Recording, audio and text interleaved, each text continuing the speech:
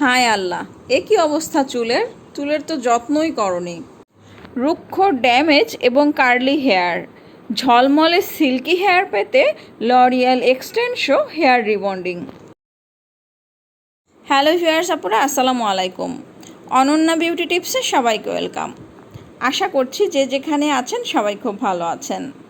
তো আজকে রুক্ষ, ড্যামেজ এবং কার্লি হেয়ার রিবন্ডিং করব।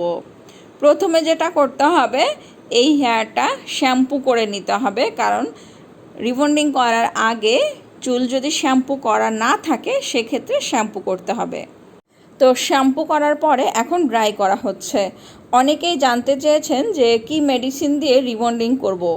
তো সবসময় আমি যে মেডিসিন দিয়ে রিবন্ডিং করি সেটা হলো লরিয়াল প্যারিসের এক্সটেনশো রিবন্ডিং।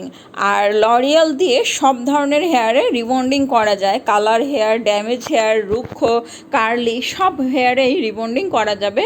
শুধুমাত্র যাদের হেয়ারে ব্ল্যাক কালার করা থাকে তাদেরটা করা যাবে না। চুল শ্যাম্পু করে ড্রাই করার পরে এখন ফার্স্ট মেডিসিন অ্যাপ্লাই করা হচ্ছে। ফার্স্ট মেডিসিন চুলের গোড়ায় যেন কোনোভাবেই লেগে না যায় সেদিকে খেয়াল রাখতে হবে। খুব সাবধানে মেডিসিনটা অ্যাপ্লাই করতে হবে। অনেক আপুরাই কমেন্ট করছেন বা অনেকেই জানতে চান যে মেডিসিন কতক্ষণ রাখবো চুলে, কতক্ষণ পরে ওয়াশ করব। তো আমি সব সময় এই একই কথা বারবার করে বলে দেই, প্রত্যেকটা রিবন্ডিংয়ের ভিডিওতে বলে দিচ্ছি। আপনারা দেখা যায় সম্পূর্ণ ভিডিও না দেখেই কমেন্ট করছেন।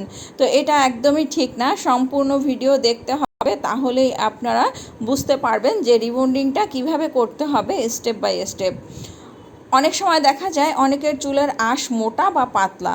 তো যাদের চুলের আঁশ পাতলা তারা 1 ঘন্টা রাখবেন, এবং যাদের চুলের আঁশ একটু মোটা তারা 1.5 ঘন্টার মতো মেডিসিনটা রাখতে হবে, এবং 1.5 ঘন্টা পরে চুল পানি দিয়ে ওয়াশ করবেন।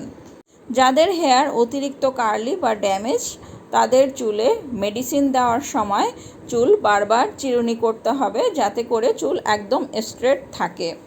এবং আপনারা চাইলে ফয়েল পেপার দিয়েও চুল আটকিয়ে দিতে পারেন, যাতে করে ফ্যানের বাতাসে চুল শুকিয়ে না যায়, মেডিসিনটা যেন শুকিয়ে না যায়।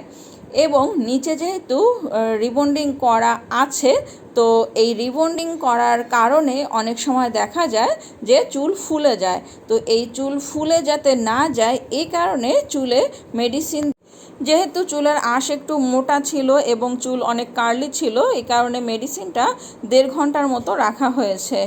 1.5 ঘন্টা পরে চুল ওয়াশ করে ড্রাই করার পরে চুলে সিরাম দেওয়ার পরে এখন স্ট্রেট করা হচ্ছে স্ট্রেনার দিয়ে। আর যতক্ষণ স্ট্রেট না হবে ততক্ষণ পর্যন্ত স্ট্রেট করতে হবে। এটা বুঝে নিতে হবে যে চুল স্ট্রেট হয়েছে কিনা, বা আয়রনটা আপনার চুলে ঠিকভাবে করা হয়েছে কিনা, এটা আপনাকে বুঝে নিতে হবে।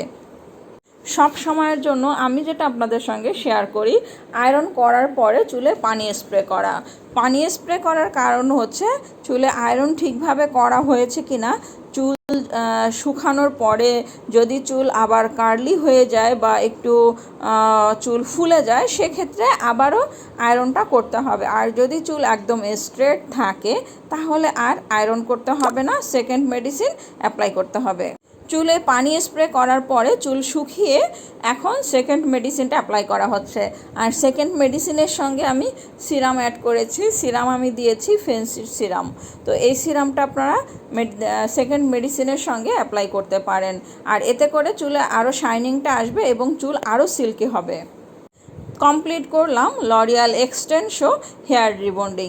আর দেখতেই পাচ্ছেন কতটা ঝলমলে হয়েছে, কতটা সিল্কি হয়েছে, শাইনিং এসেছে চুলে। তো যারা রিবন্ডিং করতে চান লরিয়াল এক্সটেনশো হেয়ার রিবন্ডিংটা করতে পারেন। আপনার চুলের কোনো ক্ষতি করবে না এবং চুল করবে ঝলমলে, সিল্কি, উজ্জ্বল।